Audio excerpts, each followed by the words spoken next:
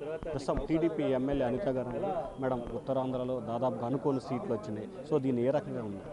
ఇది మేము అనుకున్న సీట్లే. ఎందుకంటే జగన్మోహన్ రెడ్డి చేసిన పదోపనలు, జగన్మోహన్ రెడ్డి చేసిన అన్యాయాలు, అక్రమాలు, అవినీతి ఇవన్నీ కూడా ప్రజలు గమనిస్తున్నారు. అందులో ఉత్తరాంధ్ర ప్రజలు అనేసరికి చాలా తెలివిగల ప్రజలు, వాళ్ళందరూ కూడా ఫ్యూచర్ ఆలోచించే ప్రజలు.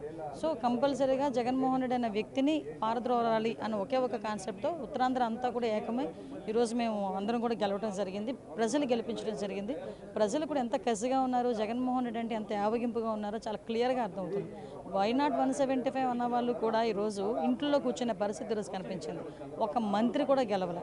అంటే ఈరోజు ప్రజల్లో వ్యతిరేకత ఎంతవరకు ఉందో జగన్మోహన్ రెడ్డి మీద అర్థమవుతుంది. అట్ ద సేమ్ టైం ఈరోజు మమ్మల్ని నమ్మి గెలిపించినందుకు ప్రత్యేకంగా ప్రజలందరికీ ధన్యవాదాలు తెలియజేసుకోవడంతో పాటు మాకున్న బాధ్యతను కూడా మేము గుర్తిరిగి ఫ్యూచర్లో పనిచేస్తామని చెప్పి ప్రధానంగా మాజీ మంత్రి రోజా కానీ లేకపోతే నాని కానీ చాలా అసభ్యకరమైన వ్యాఖ్యలు చేశారు. సో వాటికి ఎటువంటి ట్రీట్మెంట్ ఉంది?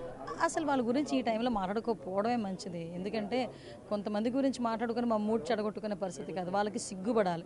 నిజంగా కరెక్ట్గా చెప్పాలంటే ఈ ఓటమే వాళ్ళకి లాగి పెట్టి చంపదెబ్బ కొట్టినట్టు ఈ ఓటమి. అంటే ఇదే కొడాలని మేము ఇలా పంపించేస్తాం అలా పంపించేస్తాం పెద్ద మనిషి ఆ కౌంటింగ్ సెంటర్ నుంచి అతనే ఫస్ట్ వెళ్ళిపోయిన మనిషి. ఈరోజు చంద్రబాబు నాయుడు గారు గెలిస్తే కుప్పంలో నేను ఇంటి ముందు కూర్చొని చెప్పులు తుడుస్తానన్న కొడాలని ఈరోజు చంద్రబాబు నాయుడు గారు చెప్పులు మనల్ని పంపించమంటాడో లేకపోతే ఆయన వచ్చి తీసుకెళ్తాడో ఆయనే అనుకోవాలి.